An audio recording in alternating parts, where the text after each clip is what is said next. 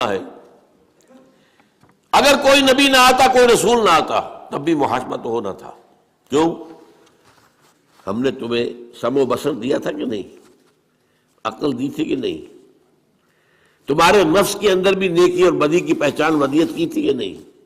ان باتوں پر تو حساب دو۔ تم ہم سے عہد کر کے گئے تھے کہ نہیں؟ الستو بربکم قالوا بلی۔ جس شخص کے پاس کسی نبی کی دعوت نہ پہنچی ہو، کسی رسول کی دعوت نہ پہنچی ہو، اس کا محاسبہ ہوگا توحید اور عام نیکی اور بدی کے اعتبار سے، بس۔ ظاہر بات ہے کہ اس سے یہ محاسبہ تو نہیں ہو سکتا کہ تم نے نماز کیوں نہیں پڑھی، اسے تو نبی کا پیغام ہی نہیں پہنچا، نبی کی دعوت ہی نہیں پہنچی۔ عام آدمی سے محاسبے کی بنیادیں نمبر 1، لقد خلقنا الانسان من نطفة امشاج نبتلیہ فجعلناہ سمیعا بصیرا۔ ہم نے انسان کو ملے جلے نطفے سے پیدا کیا تاکہ اسے آزمائیں، تو ہم نے اسے سماعت دی، بصارت دی، اس سے آگے بڑھ کر عقل دی، فؤاد دیے۔ ان السمع والبصر والفؤاد کل اولئک کان عنہ مسئولا، ان سب کے بارے میں محاسبہ ہوگا۔ پھر تمہارے اندر ونفس وما سواہا فالہمہا فجورہا وتقواہا، یہ جو ہمارا نفس ہے، سب سے نچلا جو ہے حصہ، یہ بھی انسانی نفس جو ہے وہ عام حیوانی نفس کی طرح نہیں ہے۔ انسانی نفس کے اندر نیکی اور بدی کا شعور پیدا کر دیا گیا ہے۔ ہر انسان جانتا ہے بنیادی طور پر کہ جھوٹ بولنا برا ہے، سچ بولنا اچھا ہے۔ کون نہیں جانتا؟ یہ بیسک مورالٹی ہے۔ اس لیے قرآن نیکیوں کو کہتا ہے معروف، جو لوگوں کے نزدیک پہچان والی شے ہے، پہچان میں آتی ہے، اچھی شے ہے۔ اور منکر وہ جس سے کہ انسان کی طبیعت ابا کرے، نفرت کرے، وہ منکر ہے، لیکن فطرت انسان میں موجود ہے۔ وَنَفْسٍ وَمَا سَوَّاهَا فَأَلْهَمَهَا فُجُورَهَا وَتَقْوَاهَا۔ پھر تمہارے اندر ہماری وہ روح تھی موجود، اس روح کے اندر اللہ کی معرفت بھی موجود ہے، ڈورمنٹ ہے، سوئی ہوئی ہے۔ اللہ کی محبت بھی ہے، خوابیدہ ہے۔ اس کو بیدار کرنے کے لیے اللہ تعالیٰ کی طرف سے جو کلام ربانی کی بارش اس پر ہوتی ہے، جب غذا ملتی ہے روح کو کلام ربانی کی، تو پھر اس کے اندر کی صلاحیتیں ابھرتی ہیں۔ ان چیزوں کی بنیاد پر محاسبہ آخرت ہوگا، لیکن اللہ تعالیٰ نے اس میں اتمام کیا ہے، تکمیل کی ہے، اتمام حجت کیا ہے، قطع عذر کیا ہے شہادت کے ذریعے سے۔ وہ کیا ہے؟ نبیوں کے بھیجنے کا سلسلہ، کتابوں کے بھیجنے کا سلسلہ، وحی کے بھیجنے کا سلسلہ۔ نبی خیر کی دعوت دیتے رہیں گے، بدی سے روکتے رہیں گے، خیر کو اجاگر کریں گے، بدی کی بھی پہچان اور بڑھا دیں گے تمہارے اندر۔ یہ کام گویا کہ امتحان آسان ہو گیا، یہ میڈ ایزی والی سیریز سمجھیے۔ نہ آتی نبوت تب بھی امتحان تھا، خلق الموت والحیات لیبلوکم ایکم احسن عملا۔ اور ہو سکتا ہے کہ کوئی انسان، بہت انسان ایسے دنیا میں رہے ہوں جن کے پاس کسی نبی اور کسی رسول کا پیغام پہنچا ہی نہ ہو، تو ان کا بھی محاسبہ تو ہوگا۔ وہ جو انہیں سمع و بصر کی صلاحیت دی، عقل و خرد کی صلاحیت دی، نیکی بدی کی پہچان دی، روح کے اندر اپنی معرفت رکھی، روح کے اندر اپنی محبت رکھی، ان 5 چیزوں کی بنیاد پر every human being is responsible, accountable on the day of judgment۔ لیکن جب نبی آ گئے، ان کے اندر مکمل انسانیت کی ایک سیرت اور صورت بھی نظر آ گئی، اس اخلاق کا پیکر، اس سیرت و کردار کا مجسمہ بھی سب سامنے آ گیا، وحی کی دعوت بھی سامنے آ گئی۔ اس نے جو ہے روح کے اندر جو چیزیں چھپی ہوئی، دبی ہوئی تھی، انہیں اجاگر کیا۔ اس سے گویا کہ اب 2 کام ہو گئے، یہاں حق کو پہچاننا آسان، حق پر چلنا آسان۔ لیکن آخرت میں یہی نبی کھڑے ہوں گے، رسول کھڑے ہوں گے، گواہی دیں گے، اے اللہ ہم نے ان تک تیرا پیغام پہنچا دیا تھا۔ Now they are responsible, they are accountable۔ یہ جواب لے ہیں اب، یہ نہیں کہہ سکتے کہ انہیں پیغام پہنچا ہی نہیں۔ دیکھیے بات کو سمجھیے، اگر کسی ایسی شے پر مواخذہ کیا جائے جس کے ان تک بات پہنچی ہی نہیں ہو، تو وہ تو حجت ہو جائے گی لوگوں کے پاس، اللہ کیسے، ہمیں تو یہ بات پہنچائی نہیں گئی، ہاؤ کم؟ آج ہم سے جواب طلبی کیسے ہو رہی ہے؟ بلکہ اس میں آگے بڑھ کر میں بات بتا رہا ہوں. دیکھیے حضور کا جو آخری خطبہ تھا، خطبہ حجۃ الوداع، اس کے اختتام پر آپ نے اپنی دعوت کے جو اہم نکات تھے ان کو خوب کھول کھول کر دوبارہ آخری مرتبہ بیان کیا. اور مجمع تھا 1.25 لاکھ کا. جسٹ امیجن، اس وقت آج سے 1400 برس پہلے 1.25 لاکھ. اور حضور ایک ایک لفظ 3 مرتبہ بول رہے تھے. لاؤڈ اسپیکر تو تھا نہیں.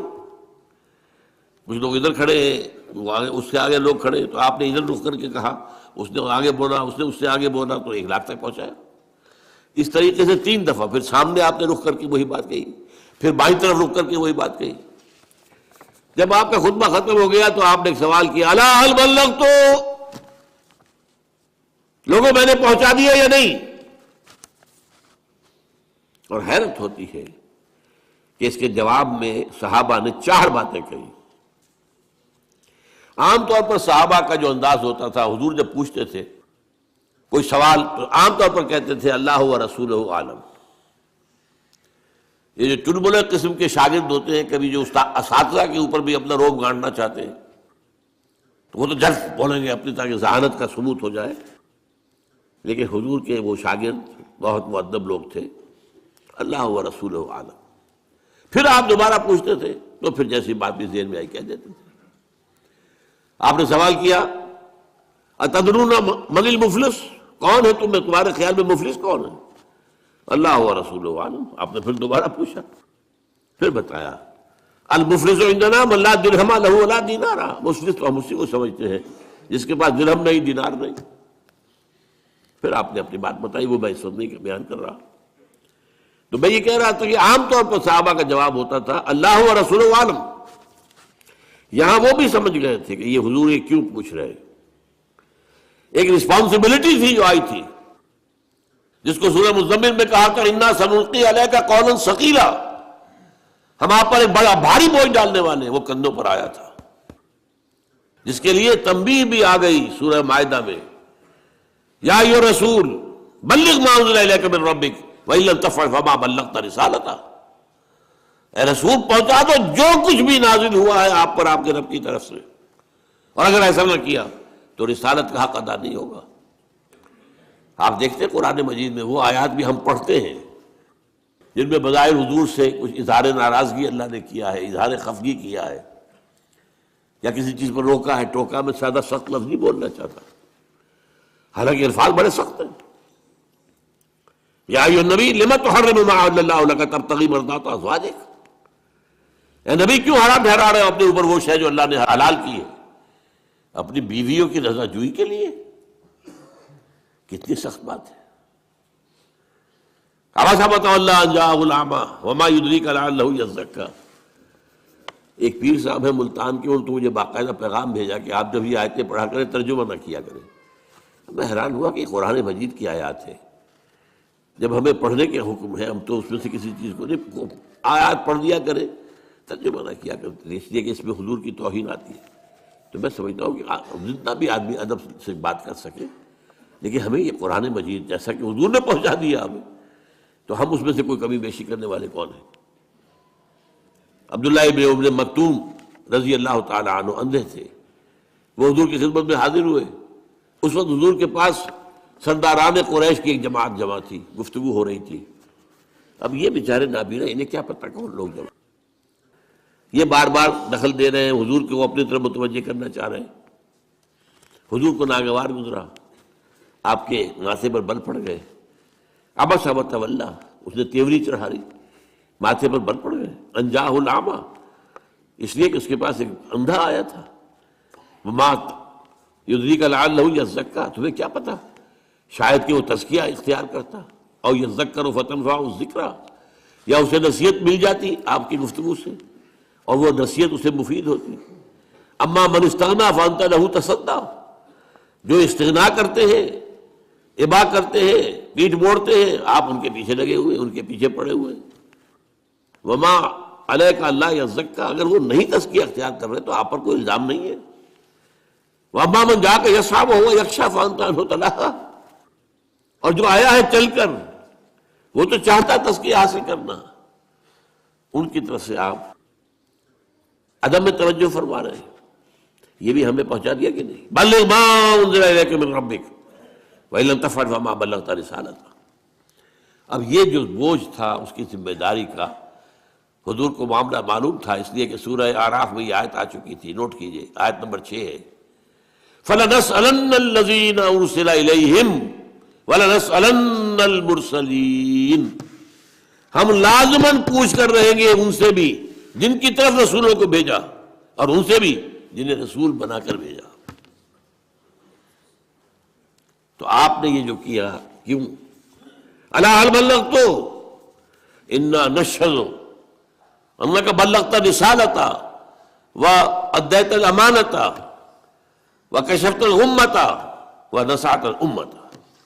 4 بات حضور ہم گواہ ہیں، آپ نے حق رسالت ادا کر دیا، حق امانت ادا کر دیا۔ یہ قرآن آپ کے پاس امانت تھا، ہمارے لیے اللہ نے بھیجا تھا نا، آپ کے ذمہ تھا ہمیں پہنچانا، آپ نے پہنچا دیا۔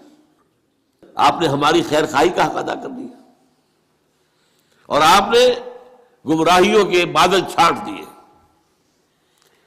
3 مرتبہ سوال کیا آپ نے، الا هل بلغت انا نشهد انك قد بلغت الرسالة واديت الامانة ونصحت الامة وكشفت الغمة۔ پھر نگاہ اٹھائیے آسمان کی طرف، انگشت شہادت سے اشارہ کیا، اللہم اشہد اللہم اشہد اللہم اشہد، اے اللہ تو بھی گواہ ہے، میں نے اپنا حق ادا کر دیا۔ یہ مان رہے ہیں کہ میں نے پہنچا دیا، یہ گواہی دے رہے ہیں کہ میں نے پہنچا دیا۔ اب قیامت کے دن کیا ہوگا؟ ہر امت پر جب ایک کلیکٹیو قسم کی وہاں پر رسپانسبلٹی آئے گی، ایک تو ہے ہر شخص کا انفرادی حساب، کلہم آتی ہے یوم القیامت فردا، پہلے ایک اجتماعی فیصلہ بھی ہوگا۔ اس وقت جو ہے وہ ہر اس امت کا جو رسول ہے وہ کھڑے ہو کر ٹیسٹیفائی کرے گا، اے اللہ تیرا جو پیغام مجھ تک آیا تھا میں نے پہنچا دیا تھا، ناؤ دے آر رسپانسبل۔ یہ ہے وہ معاملہ جو قیامت میں ہوگا، اور سورہ نساء کی 41ویں آیت میں اس کا نقشہ کھینچا گیا ہے۔ اور روایت آتی ہے کہ حضور نے ایک مرتبہ عبداللہ ابن مسعود رضی اللہ تعالیٰ عنہ سے کہا کہ مجھے کچھ قرآن سناؤ۔ انہوں نے عرض کیا حضور آپ کو سناؤں گا، آپ پر تو نازل ہوا ہے قرآن۔ فرمایا نہیں، مجھے کچھ کسی دوسرے سے سن کر کچھ اور ہی لذت محسوس ہوتی ہے۔ تعمیل امر میں حضرت عبداللہ ابن مسعود نے سورہ نساء کی قرأت شروع کی۔ جب اس 41ویں آیت پر پہنچے تو حضور نے فرمایا حسبک حسبک، بس کرو بس کرو۔ اب وہ تو اپنی گردن نیچے کیے پڑھ رہے تھے قرآن، حضور کا چہرہ مبارک پہ تو نگاہ نہیں تھی۔ اب جب آپ نے کہا حسبک حسبک تو نگاہ اٹھا کر دیکھا تو آپ کی آنکھوں سے آنسو بہ رہے تھے۔ وہ کس بات کے تھے آنسو؟ فَكَيْفَ إِذَا جِئْنَا مِنْ كُلِّ أُمَّةٍ بِشَهِيدٍ وَجِئْنَا بِكَ عَلَىٰ هَٰؤُلَاءِ شَهِيدًا۔ اس دن کیا ہوگا، کیسے بیتے گی؟ جس دن ہر امت پر ہم ایک گواہ کھڑا کریں گے اس کے خلاف۔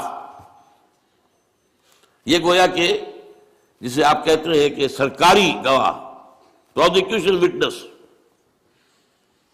اور آپ کو لائیں گے ان کے خلاف گواہ بنا کر۔ رسول کہے گا میں نے پہنچا دیا تھا، یہ جانے، لیکن آپ نے جب دیکھا کہ مجھے اپنی قوم کے خلاف گواہی دینی ہوگی، قوم تو اپنی تھی نا آخر، تو آپ کی آنکھوں میں آنسو آ گئے۔ یہ ہے شہادت حق، یہ ہے در حق۔ اس کے بعد اب کوئی عذر باقی نہیں رہ جاتا انسان کے پاس۔ چنانچہ سورہ نساء میں اس مسئلے کو، اس معاملے کو اور کھول کر بیان کر دیا۔